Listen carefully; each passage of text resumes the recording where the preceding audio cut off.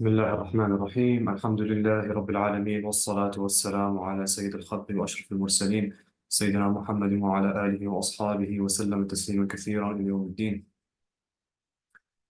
We're going to continue the times of the prayers. Last time we discussed the chosen times of the prayers and the necessary times for the prayers, and now we're going to discuss the times in which prayer is forbidden, or some of it is haram, some of it is makruh, but forbidden in general.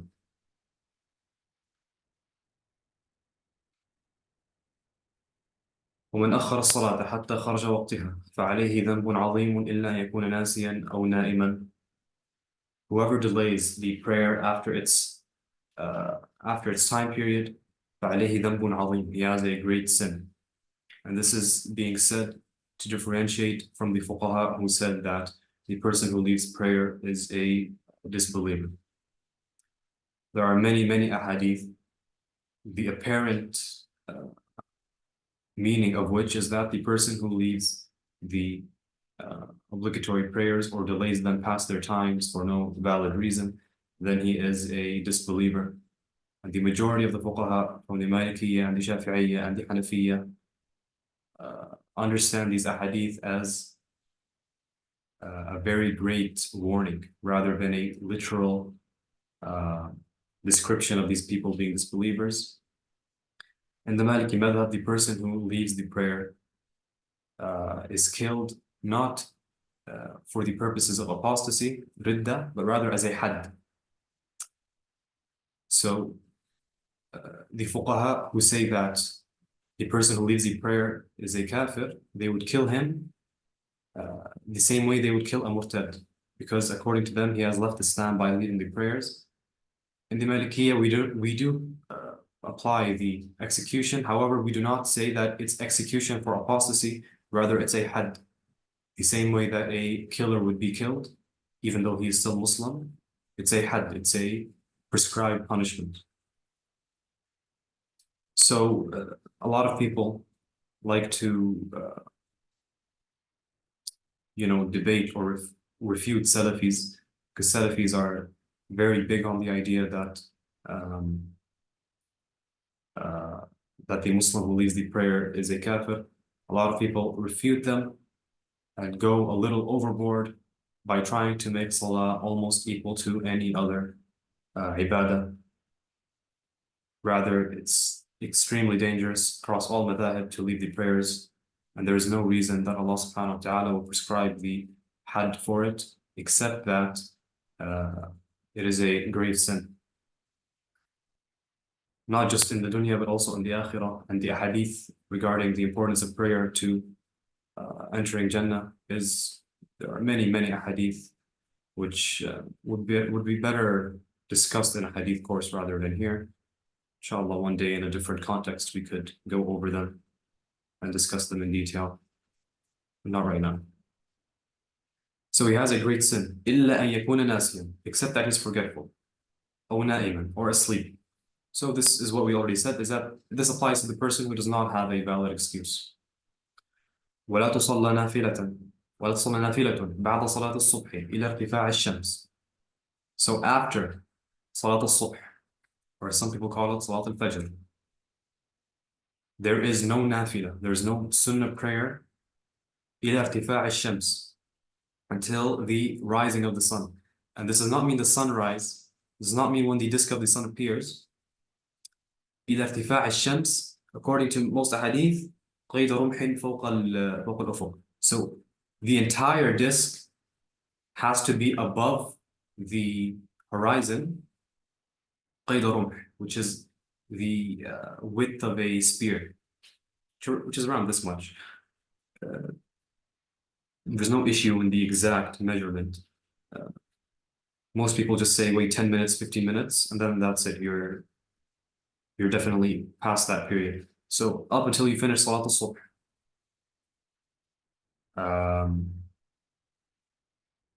when you finish Salat al-Subh, there's no nafila done until around 10 or 15 minutes after sunrise, except for a few things which we're going to go into in a bit, for specific prayers which can be done. وبعد صلاة العصر إلى صلاة المغرب. So similarly, there is no nafila done after you finish Asr prayer until Maghrib prayer. And technically, this should say until Maghrib, not Maghrib prayer. So but this is a technicality which he does not go over because of the beginner level of the text. Technically, after Asr prayer, it's haram until Maghrib adhan. And then from Maghrib adhan till the Maghrib prayer, it's makruh. Why is it makruh? Because as we discussed last time, the chosen time for Maghrib prayer is the exact amount of time that it takes for you to fulfill the conditions of wudu, etc., and pray. Someone who is adding any nafila, any sunnah prayer before the Maghrib prayer is done, he is by necessity making it extremely difficult for him to catch the Maghrib fard on time. That's why it's makruh in the Maliki madhab to pray a nafila 2 rak'ahs, however many rak'ahs before Maghrib. As for before the Maghrib adhan as a whole, it's haram after the Asr prayer until the Maghrib prayer. But what if someone is traveling or is sick or it's raining and so he does jama', he prays Dhuhr and Asr together. Now, as you guys know, when you combine prayers, forget the fact that whether or not we're shortening them, because shortening is a different thing. We're simply combining prayers. We can combine Dhuhr and Asr during Dhuhr timing or during Asr timing. If we combine them during Dhuhr timing, meaning you pray Dhuhr at Dhuhr and then immediately after you pray Asr, it's also haram to pray a nafila until the Maghrib adhan, even though it's still technically the Dhuhr timing, not Asr timing. So the relevant factor here is not whether or not it's Asr timing, it's that you've prayed the Asr prayer, even if you prayed it early during Dhuhr timing. So, وبعد طلوع الفجر إلى الورد إلا الورد للنائم عنه. So after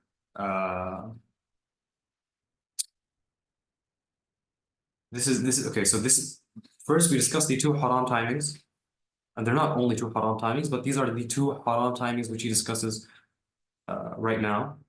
So he jumps back and forth between haram and makruh, and the reason again is that this is a beginner text, and that most people are not deeply concerned with something being haram or makruh because both of them should be avoided. Therefore, very often he does not make a distinction. Therefore, he uses, these ambiguous terms that refer to nahi, that refer to something being forbidden, something being warned against, without using specific terms such as makruh or haram. So, some teachers like to simply read it as it is and not discuss further with their students. I think that would be more appropriate for a case where you're in a continuous education institution, such as a mahdara, such as a madrasa, such as a university even. However, because students may come and go, I think it's, in the context of this series, someone might listen to these Akhdari lessons and then not listen to something else for 2 years. And he would go away with the impression that something is haram, even though it's not, which could lead to problems. He could lead to an argument with someone or something like that. So there's a compromise to make on the part of any person teaching an Akhdari on whether, also other texts, many other texts do this, many beginner texts across all madhab do this, where they don't make clear distinctions between haram and makruh. Sometimes they also don't make a distinction between something that is wajib and recommended. But again, all texts, the way the texts are written in themselves are ijtihad. Al-Akhdari rahimahullah, he saw that this was the most beneficial, and that was his decision. And all authors have their own ijtihadat that must be respected. But at the end of the day, this is what we are going to discuss. We're going to discuss it a little bit in detail, because as I said, in the context of this lesson, someone might walk away confused. So we said Salat al-Subh. After Salat al-Subh, until the sun rises, we said 10 or 15 minutes after the sunrise, that is haram. Salat al-Asri ila Salat al-Maghrib. So after Asr prayer until Maghrib Adhan, that's also waqt hurma. That's a time of hurma. Now he discusses something that is makruh. So after Fajr timing begins, it is only recommended to pray the Rak'atay Fajr, the Fajr prayer, which is as we said last time, the Sunnah of Salat al-Subh. And we'll discuss more in detail in further text that Salat al-Fajr, the Sunnah prayer, is highly recommended to be very light, meaning it's disliked for it to go for a very long time, because it's recommended that Salat al-Subh is done early.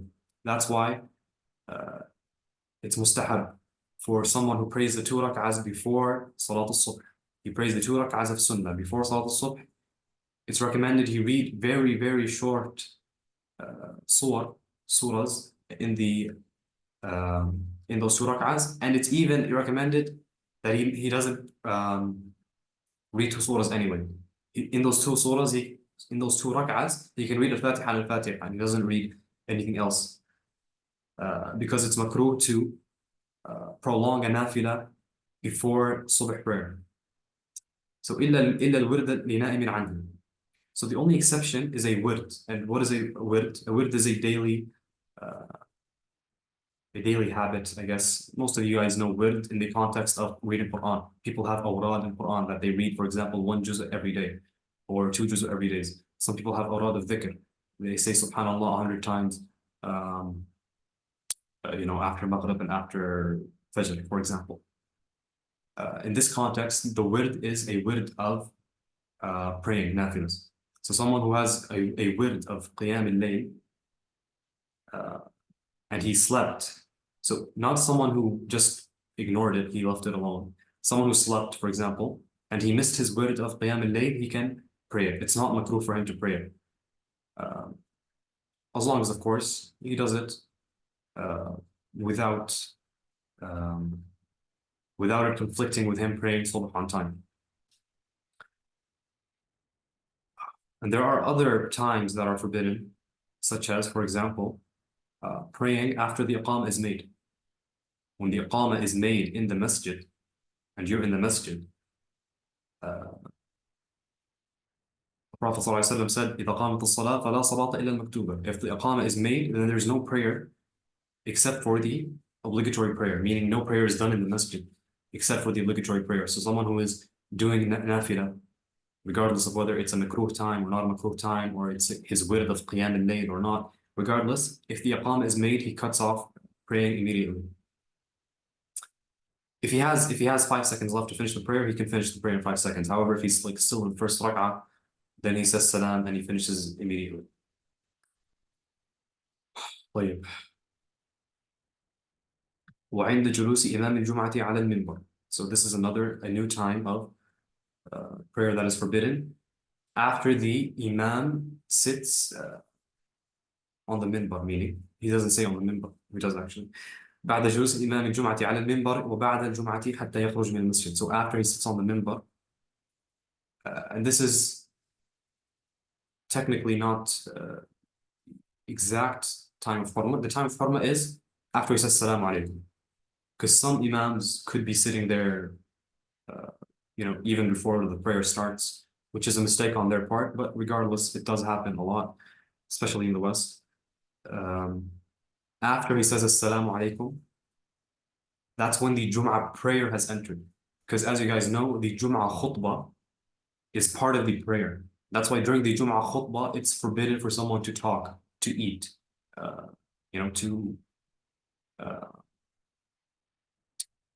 things that are generally forbidden in prayer is forbidden in the khutbah, to eat and to sleep and to, drink water and stuff like this. Similarly, you cannot pray inside of prayer.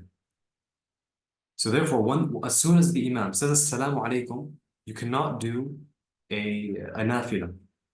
And this is a point of contention between the Malikiyya and the Shafi'iyya. The Shafi'iyya have the hadith that for them is evidence that even if the imam is in the middle of khutbah, you can you're supposed to actually pray nafila. We don't accept their evidence. There's a long discussion about it. And of course, someone in an environment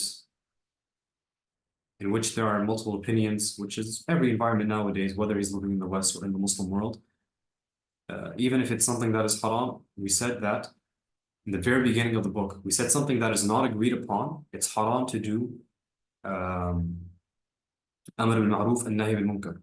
If it's a valid difference of opinion, you cannot forbid someone from following his opinion, even if you consider it haram. So an imam who is Maliki, and he is giving a khutbah, and he sees someone coming in the middle of the khutbah and praying 2 rak'ahs nafila, tahiyyat al-masjid. He cannot tell him to stop because that person may be a shafi'i. He cannot, he may be a layman who just has a fatwa. He follows the fatwa of his country, of his family, wherever background he came from, and he prays 2 nafilas. It's haram for someone to tell him not to do it. So that's just a simple reminder of the methodology of commanding what is good and forbidding what is evil. Something that is a valid difference of opinion like this should not be discussed except in scholarly circles, not with a layman in the middle of doing ibadah. وبعد الجمعة حتى يخرج من المسجد. So it's also just like after Jum'ah until the Imam leaves from the masjid. And this is for the Imam. The Imam, this is a point in the Maliki madhab that is somewhat unique. Anything that could be misunderstood as being wajib, it's disliked for the Imam to do in front of people.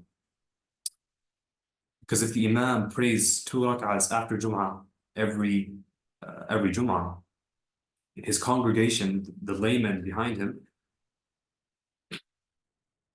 they may mistakenly believe that this is a mandatory prayer, or that it's a sunnah mu'akkada, it's a extremely important sunnah, or something like that. And again, this is something that's somewhat unique in the Maliki madhab. There's a long discussion in usul al-fiqh on whether this is valid or not, but this is the mashhur as it is. As for other people that are not imams, people that are not leaders, and when we say imam, it doesn't only refer to, of course, the imam of the masjid. It also refers to the political leaders, because the original ruling is that the imam, the khalifa, and his nuwab, his people he appoints, people he places as stewards for himself, they're also called imams. So both groups of people, religious imams appointed in the masjid and political imams, leaders, they should not, both of these rulings apply to both of them, that it is makruh to do something in which the layman could follow them mistakenly, thinking that it is obligatory. Because the original ruling is that the imam, the political imam, has to be a mujtahid. The political imam has to be someone of a scholarly background. He cannot just be, a random person. That's a discussion for another time. I'm just saying that an imam can be a political imam or just a mosque imam. So as I was saying, as for the regular person, the layman, it is recommended that the nafila is always done at home. The Prophet ﷺ said, خير صلاة المرء التي في بيته. The best of prayers for a person is the one that is done in his home. And of course, the apparent meaning of this includes all prayers, obligatory and sunnah. But as we know from other evidences, the obligatory prayers are definitely, by consensus, recommended in the jama'ah, in the congregation, in the masjid. So this hadith is understood to be referring to these sunnahs. So whatever prayer it is, whether it's the 2 prayers before Salat al-Subh, whether it's nafila after Dhuhr, before Asr, after Maghrib, after Jum'ah, it's always recommended that these be done at home, the nawafil. The only exception to this is Taraweeh in Ramadan. That's the only exception. Taraweeh is recommended to be done in the congregation, as is the Sunnah of the Khulafa al-Rashidin. And you all know the story of Umar al-Khattab and Taraweeh. Well, the last thing, not the last thing, but the last thing to be discussed in the context of this lesson, there are certain prayers that can be done during the times of Hurma. So we said that the times of Hurma are after Salat al-Subh until the sun rises, and after Salat al-Asr until Maghrib. The exceptions for this, there's one main one that most people need to know, which is Qada.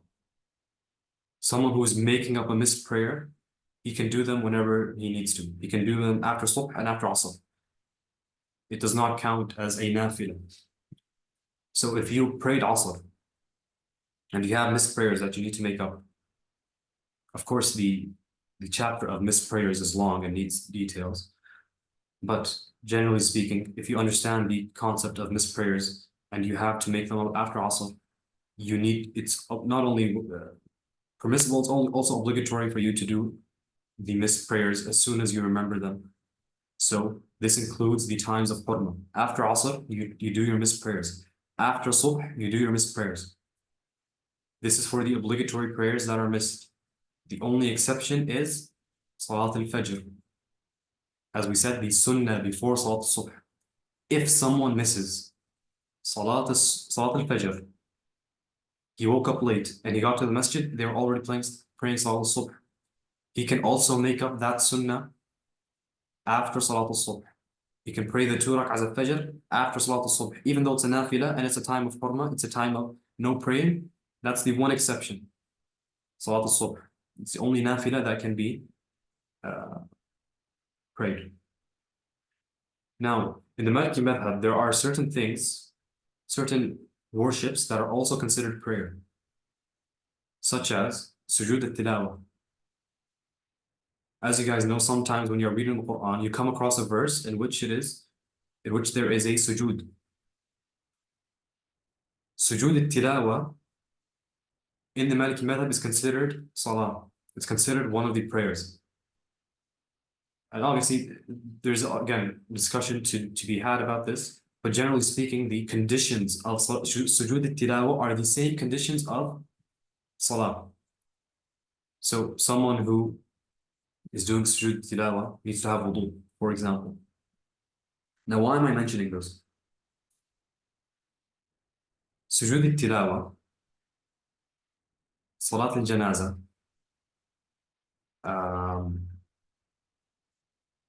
salat the 2 rak'ahs done after tawaf, rak'atay tawaf. So again, tilawa, janaza, the rak'ahs after tawaf, which are wajib, by the way. These are prayers that sometimes people don't think about. And again, beginner text, he's not going to mention all of these rulings. But there are exceptions to be made, and there's a long discussion about these three, about when they're permissible, when they're makruh, when they're mustahab, in the context of these forbidden timings.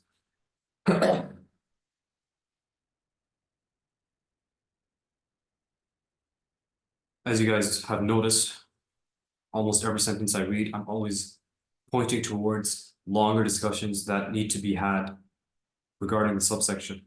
This is one, to simply alert people to these issues and get them curious to seek knowledge about these issues. Unfortunately, we don't have time to discuss every single one. And the second one is to, again, remind you that this is a beginner text. A lot of people read beginner text and they think, they've understood the fast. They think they've understood al-awqat. This is extremely surface level. There are many things that still need to be discussed in advanced texts. Simply just memorizing them, simply just knowing the ahkam. That in itself, knowing all of the ahkam in itself is an entire ocean. Knowing the evidences of them and how they are drawn from the ahadith is an entirely different ocean. Um, so again, I like to always just constantly remind students, regardless of what their background is, about how much there is that they simply do not have time to discuss in a text like this. طيب, see questions. Does this apply to Salat al-Shukr? Great question. In the Maliki madhab, Sujood al-Shukr is a bid'ah. So the question is void. So the prostration done out of thanks to Allah subhanahu wa ta'ala, that in itself is a bid'ah. So it's not done at all, regardless of what timing it is. The second question, does it apply to other ulama present there? Yes, it applies to man yuqtada bihi, anyone who is a person that is well known, a person that people will follow. He should not do these things that could be misunderstood to be wajib. And of course, there's a discussion in the madhab about this, but this is the surface level mashhur ruling that anyone who is a person that is followed by the people religiously, then he should not do these things in front of people. Rather, he should go home and pray these sunnahs. Not even if he doesn't go home. We said it's recommended for it to be at home, but if he does not go home, he can pray it anywhere else. طيب. That is it for al-awqat, surface level. So we said we have shurut al-salah, the conditions of prayer, and then fara'id al-salah, obligatory actions, sunan and the fada'il, and then we have this lovely section, as-sahl, page 16. So this is the longest subsection of the book. This entire section is about sujood as-sahl. Why is it so long? We will discuss it when we get to it. Shaykh, can you please clarify, is the sunnah of subh nafil or is it sunnah mu'akkada? It's a sunnah. Salat al-Fajr, the 2 rak'ahs before subh is a sunnah rather than a nafila. Before dhuhr, after dhuhr, that's a nafila.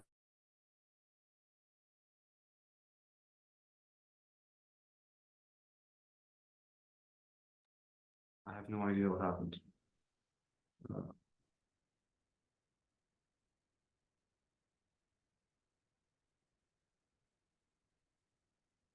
Yeah, sorry.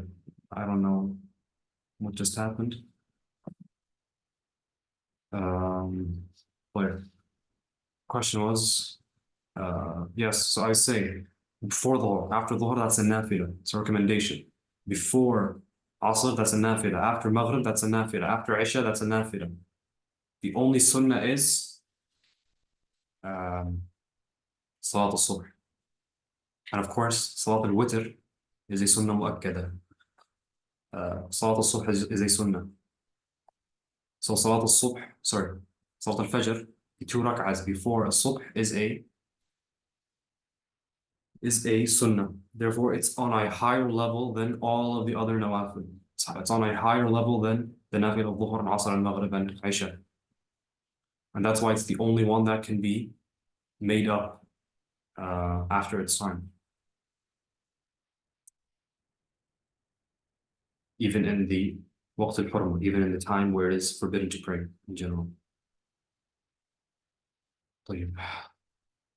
I hope that whatever happened didn't mess up the recording. I hope it's still in one piece. Anyways, could you please repeat the time ruling related to tilawa? I didn't mention the rule because it's actually not black and white. It needs a bit of time for it to be discussed in full. Inshallah, we can discuss it soon, especially now that the classes. I don't know if the Zoom reset in terms of the timing, because I don't see the timer anymore. But anyways, we don't have time to discuss it today, but We will discuss it, inshallah. We'll discuss the rulings regarding tilawa, regarding salat al-janaza, regarding rak'atay al-tawaf, the 2 rak'ahs done after tawaf, regardless of umrah or hajj. They have their own rulings, which must be discussed, and they will be discussed, inshallah ta'ala, in a later time. Like, Jazakumullah khairan for coming. We'll see you tomorrow, inshallah. Assalamu alaikum Yo, wa Sam. Yeah, I rahmatullahi mean, wa barakatuh.